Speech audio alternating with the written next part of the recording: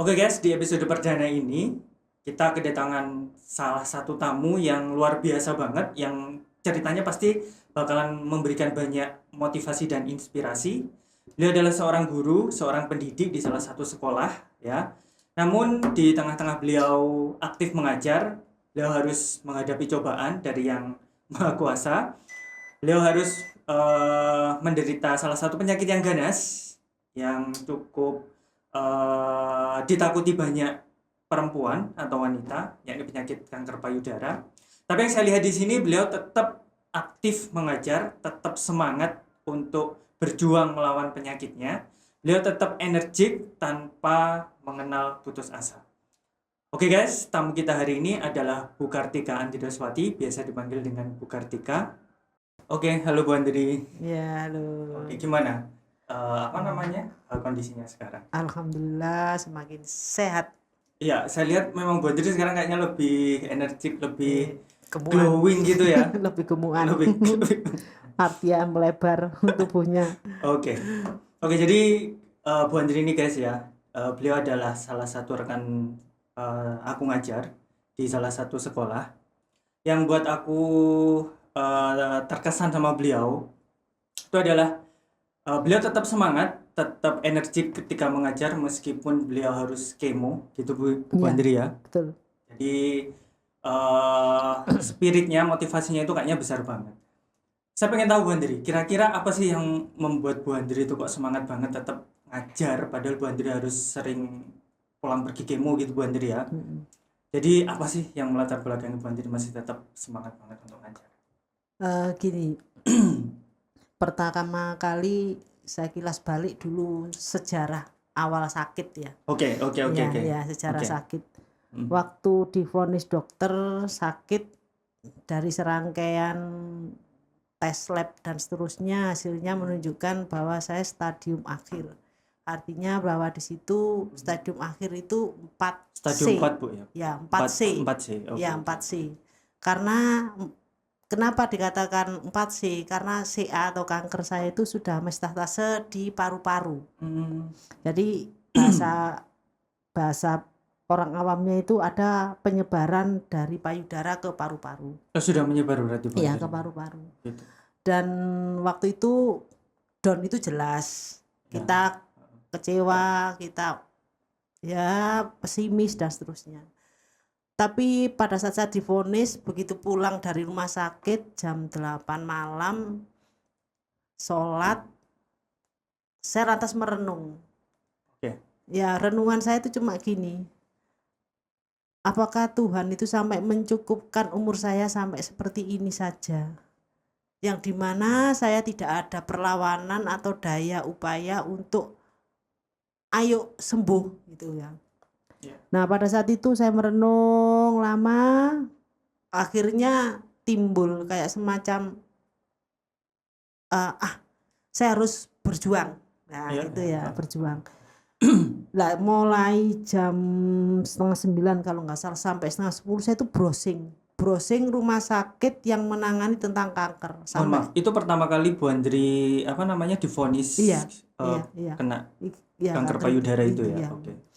Terus browsing ternyata ada beberapa rujukan rumah sakit sampai jam 9:30. Nah, dari situ saya lega karena ada banyak ternyata rujukannya sampai luar negeri segala.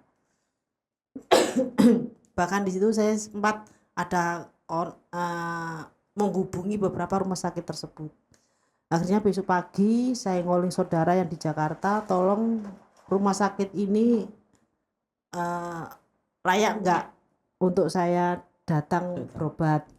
Akhirnya dari sekian rumah sakit itu bahasanya kok tidak ada yang layak. Saya lantas pesimis lagi. Karena karena stadiumnya Bu Andri yang sudah 4C itu tadi. Gitu. Karena bahasanya ini rumah sakit ini ya masing-masing punya min plus tapi banyak minnya daripada plusnya itu.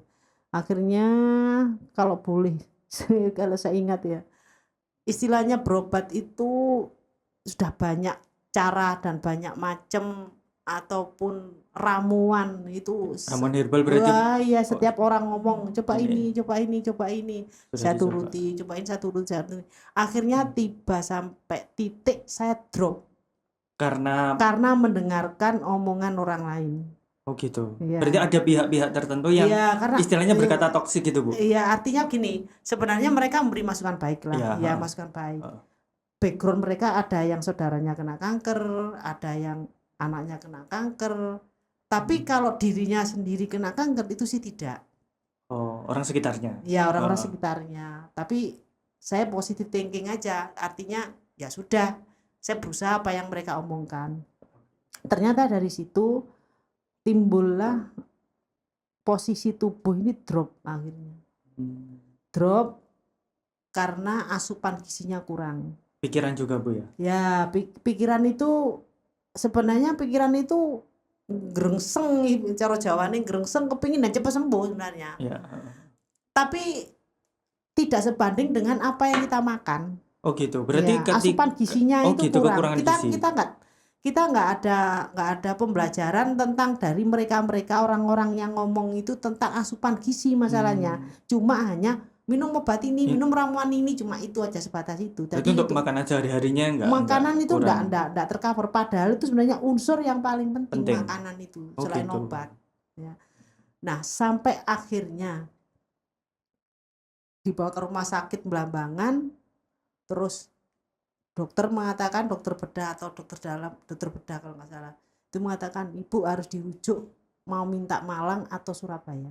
Oh, dirujuk berarti. Ya, ya sudah, kalau gitu kita konfirmasi bagaimana perbandingan di Surabaya sama Malang. Akhirnya kita lebih enak di Surabaya. Oke. Akhirnya di Surabaya di rumah sakit Angkatan Laut Dr. Ramlan kalau nggak salah namanya, ya di sana. Pada sana proses akhirnya yaitu tadi ketemu dokter, dari hasil tes lab dan seterusnya dokter mengatakan itu tadi ini stadium lanjut. Oke. Dan tidak ada nomornya sudah. Oh gitu. Berarti paling puncak gitu, Bu. Iya. Oh gitu. Kan stadium terakhir itu kan 4C, tapi ini sudah tidak ada nomornya. Dan ini harus ada proses penanganan yang lebih serius, yaitu operasi paru-paru. Artinya penyedotan cairan di paru-paru karena banyak, sehingga waktu itu sedot paru-paru saya ada kurang lebih cairannya itu 2,5 liter lebih kalau Mas. Oh gitu. Iya. Dan itu warnanya sudah merah. Bahasanya dokter, cairan di paru-paru itu putih, kuning, merah. Yang merah ini yang paling parah. Levelnya paling atas gitu. Oke. Bu Anjir, mohon maaf. Ingin flashback sebentar tentang penyakitnya Bu Anjir tadi. Kok sampai tahunya di level atas gitu, maksudnya di 4C itu tadi. Itu apa dari level 1 ke level 4, mohon maaf, itu apa nggak ada tanda-tandanya gitu buat, atau jenengan mengabaikan misalkan? Ya, ada sebenarnya tanda-tandanya. Ya. Tapi tanda-tanda itu seperti katakanlah gini, kita pusing ya hari ini. Contohnya pusing, kita pusing hari ini. Kok pusing ya? Terus kita minum obat. Obat biasa, obat toko gitu ya. Oke. Obat terus sembuh. Terus satu saat periode tertentu pusing lagi.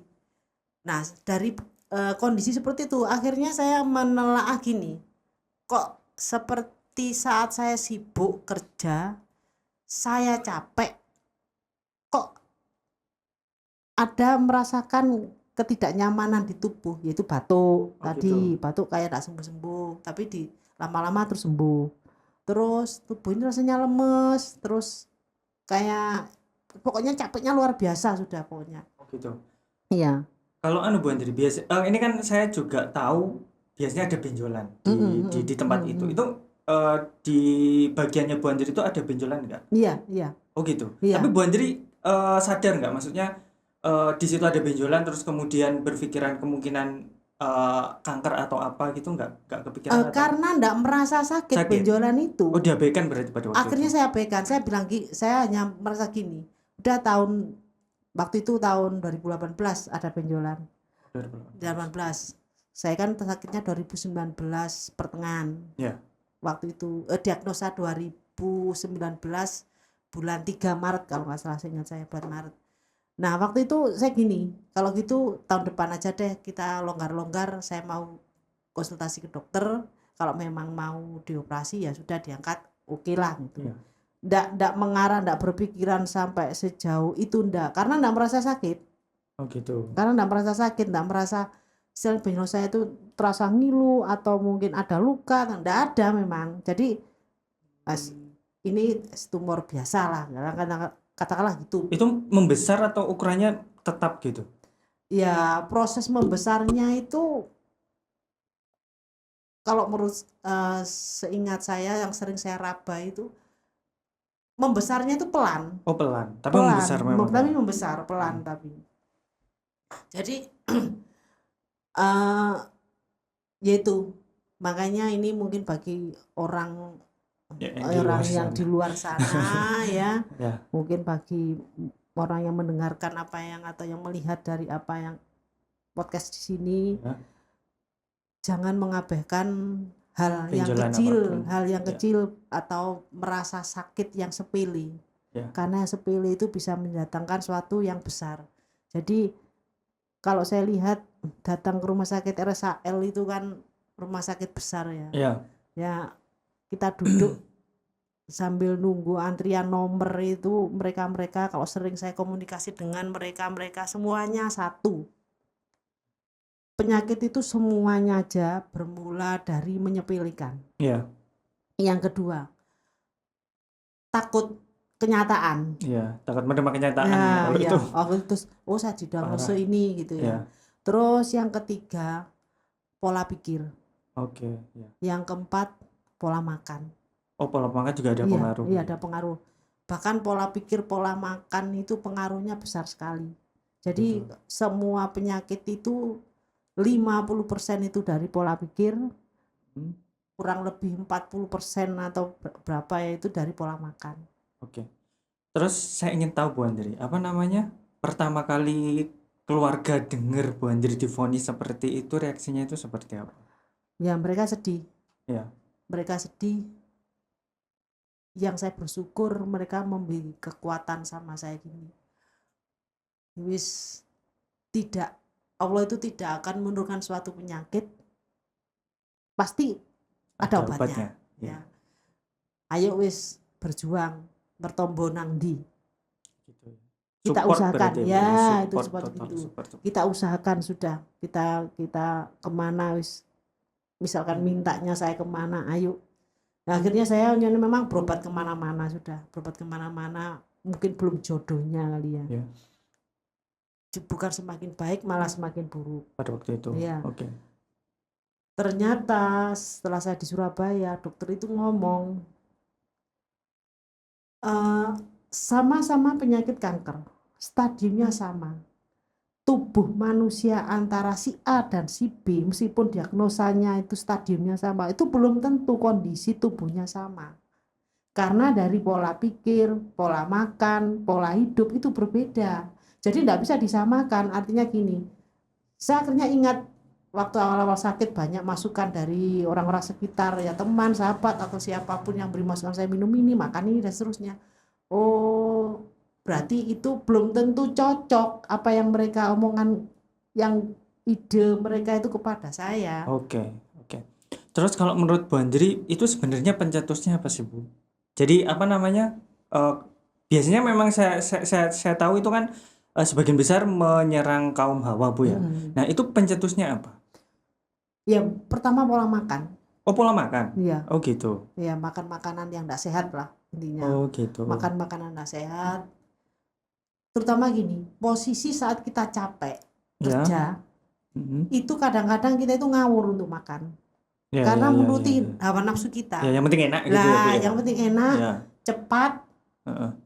Terus kita bisa, intinya rasa capek kita terpuaskan dengan makanan tersebut itu ya. tadi ya. Padahal makanan tersebut itu belum tentu menyehatkan. Seharusnya kita tidak boleh bersikap seperti itu.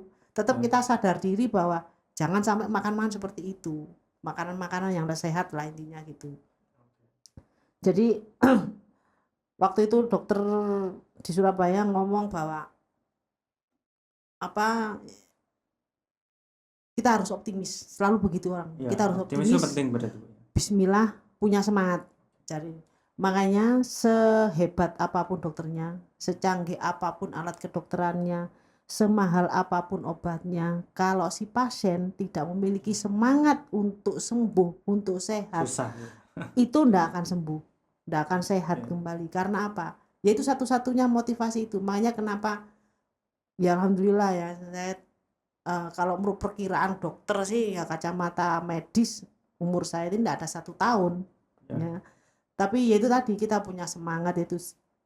Alhamdulillah saya juga ketemu dokter yang bisa selalu ya Memotivasi. setiap ketemu itu selalu beri motivasi. Bismillah, semangat, optimis, sembuh.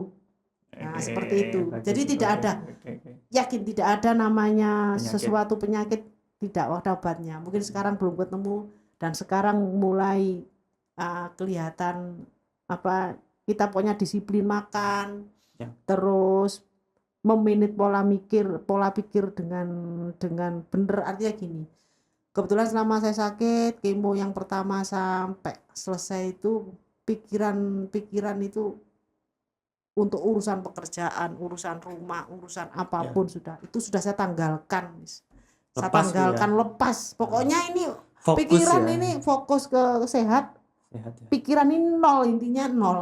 Jadi ndak anak itu gimana, itu sudah ndak saya pikir suami gimana di sana, ndak saya pikir sudah pekerjaan gimana, pokoknya semuanya itu ndak, intinya urusan duniawi lah anggap Ya. aja gitu. Itu ndak ada terlintas sudah di pikiran saya. Sudah ini saya nolkan, sudah otak ini nol wis. Ibarat orang itu udah ndak isi apa itu ndak ada sudah. Adanya waktu itu saya makan, cari hiburan, nonton TV, kalau capek ya tidur, ibadah, wiritan, ya sudah itu Gitu, sudah. Bu. Jadi ternyata ya itu tadi pikiran kita ndak sepaneng, fisik kita ndak terforsir dengan hal-hal yang sifatnya membuat kita itu ada sedikit capek, terutama pikiran terutama. Alhamdulillah ndak apa ya, kita kira itu ndak, yaitu membawa proses cepat sembuhnya. Oke. Terus kalau motivasi utama Bu Andri, kita tahu semua orang pasti punya motivasi untuk Iya. bertahan Bu Iya. Andri ya. Kalau Bu Andri sendiri motivasi utamanya untuk bertahan, maksudnya untuk positive thinking, untuk penyakit ini biar sembuh, itu apa sih sebenarnya? Biasanya kan keluarga atau apa gitu. Kalau Bu Andri sendiri bisa survive, bisa bertahan Iya. sampai sejauh ini itu motivasi utamanya itu apa sebenarnya? Ya, motivasi utama saya kalau nggak salah itu satu, pertama memang keluarga. Keluarga. Iya. Mereka masih butuh saya, anak-anak saya masih butuh saya, cucu saya, menantu saya, semuanya keluarga besar saya, Ya, masih. saudara-saudara seterusnya butuh saya. Dan yang kedua, saya masih ingin memiliki sesuatu yang sifatnya bisa membawa manfaat bagi siswa-siswa saya kalau saya nanti kembali kerja. Oke.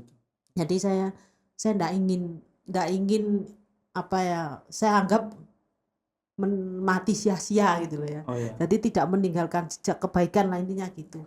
Harus ada yang saya selesaikan, yaitu apa? Minimal hidup saya lebih baik, ibadah saya lebih baik. Semuanya harus lebih baik dari yang kemarin-kemarin untuk menebus kesalahan. Bagi saya itu menebus kesalahan, karena dalam sekian tahun saya sibuk dengan urusan duniawi yang seperti itu, sehingga melupakan apa yang harus menjadi kodrat saya, yaitu seorang ibu, seorang istri, mungkin teman atau sahabat atau saudara bagi orang-orang sekitar lingkungan saya. Karena ya otomatis mengejar materi atau bekerja yang seperti itu sebenarnya itu ya itu tidak ada habisnya sebenarnya ya. Kalau kita tetap seperti itu, sebenarnya ada waktu luang celah dalam 24 jam itu kita itu ya untuk kebaikan lah, apapun bentuknya sudah, entah ibadah kita lebih baik, atau hubungan kita dengan orang yang lebih baik, atau sedekah amal jariah kita lebih baik, dan seterusnya seperti itu. Terus tadi Bu, kembali ke pertanyaan saya yang awal, motivasi Ibu untuk kembali mengajar ketika Ibu kondisinya masih kemo Bu ya, itu apa? Biasanya kan kalau orang mau break dulu, maksudnya mau break dulu dengan pekerjaan. Tapi saya lihat Bu Andri masih semangat mengajar, mendidik anak-anak, terus semangat berangkat sekolah. Itu motivasinya apa, Bu? Kok masih energik gitu? Gini, kebetulan waktu saya anggap saya semedi di Surabaya selama sakit ya, Oke, selama oke, 8 oke. bulan. 8 bulan. Terus adanya pandemi. Ya, Ya, pandemi. pandemi. Terus pandemi itu kan posisi masih break. Ya, Karena ya, itu di pertengahan semester genap. ya. Jadi saya harus ngajar lagi di semester awal lagi. Jadi untuk pertengahan tahun 2020. Disitulah banyak renungan-renungan yang saya dapatkan. Kalau saya nggak ngajar tetap seperti ini. Ini kan kayak orang nggak berguna, percuma. Terus yang kedua, saya ini ASN, Ya, saya digaji. Saya nggak mau makan gaji buta. Saya nggak mau istilahnya akhirnya uang yang saya makan itu tidak membawa berkah. berkah. Ya. Jadi keberkahan itu bukan didasarkan dari kita punya alasan khusus. Ya. Tapi bagaimana dari kondisi seperti itu kita itu bangkit, bismillah, nawaitunya insya Allah itu bukan tambah sakit tapi tambah sehat. Asalkan kita hati-hati dalam memanage semuanya, mulai dari pikiran, pekerjaan, mungkin pola makan dan seterusnya. Sehingga kita jangan sampai apa yang dikasih atau gaji yang kita dapatkan itu akhirnya itu kayak numpang lewat saja. Ya. Sehingga Gak ada manfaatnya. nggak ada manfaatnya. Terus kita itu kayak orang yang ya akhirnya kayak orang nggak berguna kalau menurut saya ya. Karena apa? Ya itu tadi, kalau orang bahasanya tuh kasarannya gini, kon lo wis take duit lah kok kon wis meneng tok gak ono sing duit iku mbok gawe apa mbok lapo terus awakmu kudu ya apa, nggak ada. Jadi hilang tanpa bekas, Bu. lah betul Takutnya. seperti itu. Oke. Terus kalau proses transisi itu, Bu, kan Bu Andri kan kayaknya vakum dulu pada waktu itu ya, Iya. selama pengobatan vakum dulu selama beberapa waktu. Kemudian memutuskan untuk mengajar lagi. Itu ada nggak proses perubahan transisi dari ketika Bu Andri sebelum sakit dan setelah divonis itu? Maksudnya biasanya kan setelah divonis kita kan agak aras-arasan kayak gitu mungkin, Bu ya, karena kita banyak pikiran. Atau mungkin kondisi fisiknya Bu Andri mungkin sering capek ketika setelah kemo dan sebagainya itu. Kalau Bu Andri sendiri ngerasain seperti apa ketika setelah divonis itu kemudian harus mengajar? Gini, waktu memutuskan untuk kembali kerja itu waktu itu meskipun posisi kemo kebetulan sekarang kan sudah selesai kemonya. Sudah ya. selesai. Sudah selesai, tinggal kontrol aja atau istilahnya apa ya, jadi cuma tinggal kontrol lah istilahnya sama minum obat gitu aja. Waktu itu memutuskan itu benar-benar ada proses pemikiran yang matang. Artinya gini, saya harus bekerja, tidak harus ada embel-embel yang lain. Artinya kalau dulu kan wali kelas, terus yang kedua kadang-kadang diembel-embeli, kadang-kadang diembel-embeli dengan panitia ini itu dan seterusnya. Ya, yang rutin itu ekstra, sama biasanya membantu di perpisahan biasanya itu ya, perpisahan anak-anak itu kelas 12 biasanya seperti itu. Yang sering rutin itu seperti itu. Untuk tahun ini sementara 1 tahun atau 2 tahun lah paling enggak, saya hanya cuma mengajar saja. Fokus sama tugas utama ngajar. Jadi untuk embel-embel yang lain atau atribut-atribut yang lain itu jangan dulu, saya kesampingkan dulu. Karena itu juga nantinya memicu capek. Oh gitu. Ya, memicu capek bukan hanya dari fisik tapi juga pikiran. Iya, soalnya kepikiran ini tugas ini. Kalau ketika Bu Andri mengajar sendiri dengan kondisinya sekarang Bu Andri ya, itu Bu Andri sering merasa capek atau biasa aja sih sebenarnya? Gini, kebetulan saya berusaha, ada beberapa ulama yang ngomongnya. Brahma ngomong dari Rasulullah atau nabi-nabi yang sebelum Rasulullah terdahulu itu sembuh itu kebanyakan dari puasa. Ya, dari puasa. Akhirnya saya coba. Oh, jadi berpuasa berarti? Iya. Saat ini pun saya puasa. Oh begitu. Iya. Kalau puasanya puasa Senin Kamis atau puasa? Puasa Senin Kamis ya gitu. puasa Ayamul Bait. Yang satu niatnya ibadah otomatis. Yang kedua kalau toh saya diberi sehat sama Allah, semakin sehat itu bonus. Oh gitu. Iya. Itu nggak bikin Bu Andri semakin lemas gitu? Maksudnya puasa. Ya, kalau pas saat puasa Ayamul Bait itu mesti lemas. Oh gitu. Lemas itu kalau kan 3 hari ya. Iya. Ya, tanggal 13, 14, 15. Kalau sudah tanggal 14-nya tengah-tengah itu mesti lemas, ya Allah lemas. Terus saya gini, ya Allah lemas, ya Allah paling kuat gitu. Akhirnya memang proses mengajar di kelas itu ada proses penurunan. Artinya penurunan kalau yang kemarin itu excited dengan performan itu performanya misalkan kemarin tuh saya bisa gini ya. Terus ini udah anak-anak ya setengah pembelajaran itu saya terangkan, setengahnya saya kasih tugas. Oh gitu. Akhirnya seperti itu.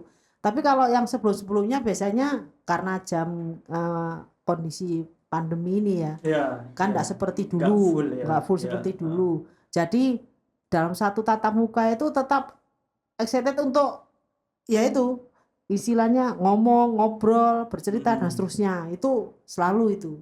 Nah, pada saat puasa seperti itu separuh ngomong separuh tugas sama anak-anak. Terus itu kalau sudah siang tapi kalau pagi masih enak, masih enak ya, masih enak. Tapi kalau sudah siang ya itu tadi kebetulan ada jamnya siang sih memang ya, agak siang lah, bukan jam siang, agak siang itu tadi. Aduh kalau sudah segitu, aduh ya Allah kalau lemes ya gitu. Tapi kuat tetap saya harus masuk kelas gitu. Pernah satu kali kebetulan saya mencoba metode dari ya kita cukup familiar sekali dengan dokter yang satu ini yang katanya sehat ala Rasulullah, dokter Jadul Akbar ya, itu ngomong detok puasa 20 jam insya Allah kanker pun rontok. Jadi gitu. Ya bahasa gitu. Tuh kemarin itu saya alami satu masa. Kalau sekarang sudah terbiasa ya. Kalau kemarin itu ngawali memang. Kan kita makan misalkan terakhir jam 8 ya. Jam 8 malam ya. Sudah setelah itu kita enggak makan sudah. Cuma hanya minum gitu aja. Sahur kita memang enggak makan. Biasanya kan makan seharusnya. Itu enggak makan. Itu enggak makan. Minum tapi saya minum. Biasanya saya sahur itu ada obat yang 1 hari itu saya minum. Nah itu tidak saya minum, saya cuma minum air putih. Sama saya kasih air madu. Oh air madu. Iya air madu sama air putih. Tapi obatnya saya minum. Nah obat yang saya minum. Kebetulan waktu itu hari Selasa, kalau nggak salah hari Selasa itu padatnya jam saya ada jam keempat. Ya Allah subhanallah waktu itu masuk mau jam keempat itu lemesnya luar biasa sudah lemesnya luar biasa kayak orang apa ya mau pingsan gitu ya. Ini sudah kayak berkunang-kunang ya, berkunang-kunang. Ya Allah saya jangan sampai pingsan. Kalau saya pingsan ini memalukan sekali. Karena apa?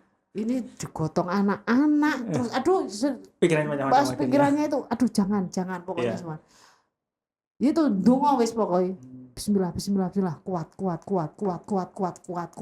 gitu. Dah begitu masuk jam keempat saya masuk sebentar ke kelas, saya ngomong sama anak-anak, saya ngomong hari ini Bu Andri kayaknya kok lemas kayak gini. Ya sudah Bu, Bu kasih tugas enggak apa-apa ya, enggak apa-apa. Kali ini minta maaf, betul-betul minta maaf. Kayak enggak doyo gitu loh. Terus habis itu kebetulan cuacanya memang panas. Cuacanya panas. Cuacanya memang kira-kira panas. Hausnya setengah mati ya. Kalau lapar sih karena sudah terbiasa puasa, jadi enggak merasa lapar, cuma hausnya setengah mati, terus lemes. Gitu. Tapi perut terasa lapar enggak? Andai kan waktu itu diminumi. Ya hilang sudah gitu loh. Gitu. Terus ya sudah Bu, kasih tugas anak-anak. Saya kembali ke kantor sambil selonjoran ya. Ya Allah, kuat, saya pulang nanti kuat, jangan sampai pingsan. Kalau nggak salah tertidur sejenak 15 menit mungkin. Oke. Saya tidur sejenak 15 menit. Alhamdulillah terus ya Kembali fit lagi. kembali. Sehingga anak-anak kata waktu itu saya telepon, gimana sudah selesai? Sudah Bu, ya sudah kumpulkan yang, terus pulang ke rumah itu. Setelah itu selesai pulang ke rumah. Dan pulang ke rumah itu sholat duhur selesai, harus segera tidur ini. Iya. Alhamdulillah tidur, terus bangun sore waktu asar, alhamdulillah sudah Berbuka. ya terus enak. Nah setelah itu tetap itu saya lakukan, puasa 20 jam itu tetap saya lakukan. Alhamdulillah sampai sekarang ya Tetap berlanjut. Kalau kata dokter itu nggak masalah Bu, maksudnya Bu Andri sudah pernah konsultasi atau sudah pernah konsultasi sebelumnya? Pernah. Ya kalau selama kita kuat nggak masalah. Oh gitu. Ya. Dokter. Malah dokter itu memberikan gini secara medis. Jadi tubuh kalau puasa itu secara medis semuanya itu istirahat. Gitu. Okay. Secara medis itu tubuh itu semua organ-organ tubuh yang di dalam itu istirahat. Nah, dengan keistirahatan ini itu membawa efek bagus bagi kita. Tubuh kita. Ya, bagi. Nah, kalau coro kasarannya gini. Kita punya ada beberapa katakanlah sel kanker yang tersisa. Iya. Ya. Itu nanti dimakan oleh sel yang sehat. Karena sel yang sehat enggak ada yang dimakan. Oh gitu. Dan kanker lemah karena juga enggak ada yang dimakan. Gitu. Terus saya ingin membahas sedikit aja Bu Andri tentang tadi kan Bu Andri menyebutkan makanan itu menjadi salah satu pencetus kanker dan juga bisa memberikan dampak positif pada tubuh kita. Itu makanan yang seperti apa Bu Andri? Kalau menurut Bu Andri yang bisa mencetus kanker itu makanan yang kategori seperti apa sih? Satu jelas yang berbau junk food itu ya. Oh ya, junk food. Oke, makanan ringan ya. Ya, terus yang kedua itu yang mengandung 4P. Apa itu Bu? 4P itu kata dokter saya ya perasa. MSG berarti Bu ya. Perasa. Penguat rasa. Iya, penguat rasa itu kayak rasa melon, rasa apa gitu. Oh gitu. Terus penyedap. Ya penyedap MSG itu ya, tadi. Pewarna. Terus perasa, penyedap, pewarna. Apa ya? Satunya apa kok lupa ini ya. Perasa, penyedap, pewarna. Apa ya lupa ya satunya. Oke Bu Andri.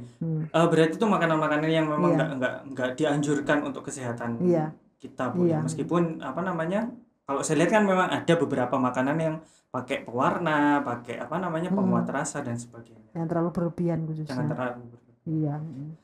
Terus terakhir Bu Andri, saya pengen Bu Andri ngasih tips dan motivasi buat teman-teman di rumah yang mungkin sekarang posisinya sama dengan Bu Andri, biar dia lebih semangat, biar dia lebih positif lagi dalam menjalani kehidupannya sehari-hari, biar dia juga nggak drop, biar dia nggak pesimis. Itu saran dari Bu Andri itu seperti apa kira-kira buat teman-teman di rumah?